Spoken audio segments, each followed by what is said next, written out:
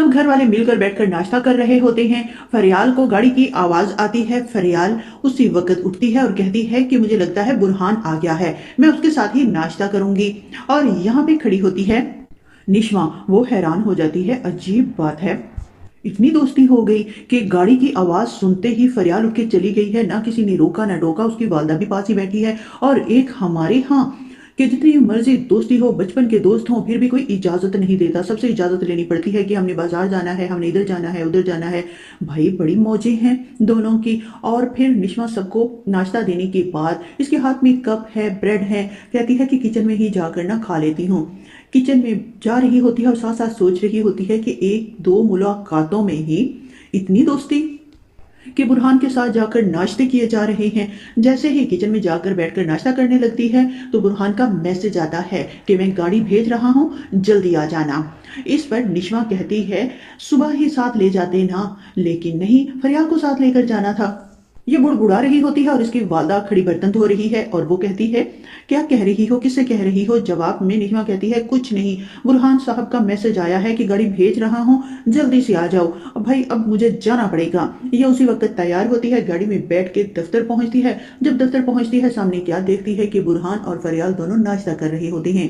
तो बुरहान निश्मा से कहता है कि बैठो नाश्ता करो। जवाब में निश्मा कहती है नहीं सर, मैं नाश्ता करके आई हूँ घर से, आपने बुलाया था, जरूरी काम था। जवाब में बुरहान कहता है क्या जरूरी काम के अलावा तुम्हें नहीं बुला सकते? तो निश्मा कहती है नहीं नहीं, ऐसी कोई बात नहीं। दूसरी तरफ फरियाल की वालदा आसम के पास जाती है और कहती है मुझे तो ना ये बुरहान बहुत ही अच्छा लगा है, मैं चाहती हूँ कि मेरी बेटी का लाइफ पार्टनर भी ऐसा ही हो। अगर मैं ये बात करती हूँ कि बुरहान और फरियाल की शादी कर दी जाए तो बुरहान को कोई एतराज तो नहीं होगा, या तुम्हें? जवाब में आसम कहता है मुझे तो कोई एतराज नहीं, ये तो अच्छी बात है कि हमारी रिश्तेदारी आगे बढ़ जाएगी। और बुरहान भी इनकार नहीं करेगा, लेकिन फिर भी एक दफ़ा उससे पूछना तो ज़रूरी है ना। इस पर फरियाल की वालदा कहती है हाँ हाँ पूछो, ज़रूर पूछो। इधर अमार टेंशन में होता है कि निश्मा से किस तरह जान छुड़ाई जाए। जल्द से जल्द मेरे ख्याल में इसकी शादी हो जाना चाहिए, तभी इससे जान छूट सकती है, वरना हर वक्त इसने ना मेरे सर पे एक तलवार लटकाई होती है कि तुम्हारा केस सर बुरहान के पास है, कभी भी रिओपन हो सकता है, मैं ताया जान को सब कुछ बता दूंगी।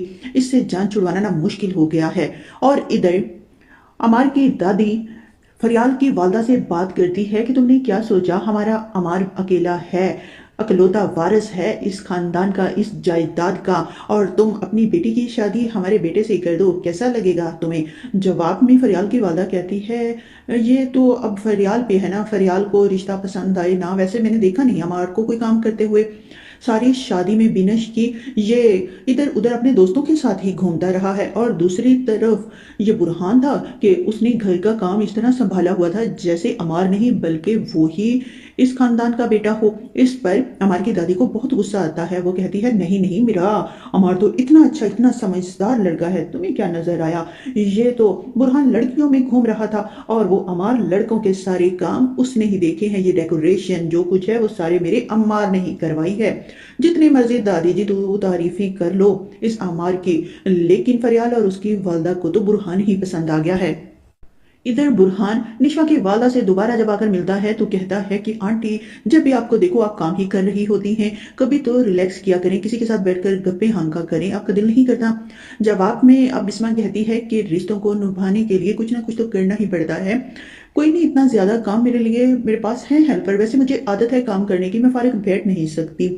तो बुरहान फिर अशारतन कहता है कि आपको मेरे डैड आसम कैसे लगते हैं?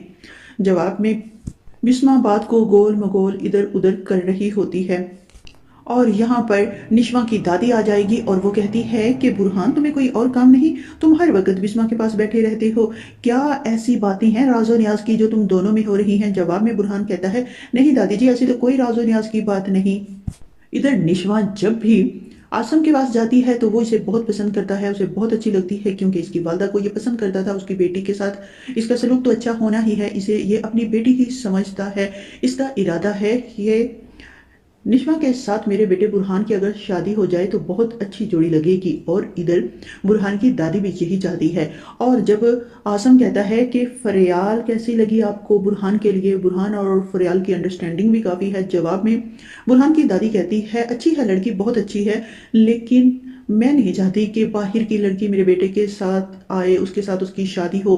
मैं तो यहाँ पाकिस्तान की रहने वाली कोई लड़की जो कि हम सब में रच बस जाए, वो लड़की जो कोई मेरे दिल को भाई है, वो बिस्मा की लड़की निशवा है। इस पर आसम कहता है वो भी बिस्मा की बेटी है और उस पे उसके ताया साहब का कंट्रोल है। जिस तरह के बिस्मा ने अपनी मर्जी से कुछ नहीं किया, जैसा किसी ने कहा उसने कुर्बानी दे दी, उसी तरह शायद ये बच्ची भी। जवाब में बुरहान की दादी कहती है नहीं नहीं, बच्ची पढ़ी लिखी है, समझदार है। आजकल के बच्चे अपने लिए, अपने हक के लिए आवाज उठाना जानते हैं। वैसे भी वो एक वकील है और वकील तो अपने हक के लिए बात कर सकता है ना। बुरहान से जब इसका वालिद बात करता है फरियाल के बारे में कि फरियाल तुम्हें कैसी लगती है, जवाब में बुरहान कहता है अच्छी है, समझदार है। तो इस पर इसका वालिद कहता है क्यों ना तुम दोनों की शादी कर दी जाए। जवाब में बुरहान कहता है नहीं नहीं डैड, आप कैसी बातें कर रहे हैं, मैं फरियाल से शादी करूंगा, ये नहीं हो सकता। वो मेरी आइडियल नहीं, खूबसूरत है, समझदार है, सारी खूबियां हैं उसमें, लेकिन शादी, आई एम सॉरी। वैसे भी जो मैं कामयाबी हासिल करना चाहता हूँ वहां तक अभी मैं नहीं पहुंचा। जैसे ही वो कामयाबी मुझे मिल जाएगी फिर मैं शादी के बारे में फैसला करूंगा। इस पर इसका वालिद कहता है और कामयाबी क्या चाहिए, इतने लाइक फाइक समझदार मशहूर वकील हो।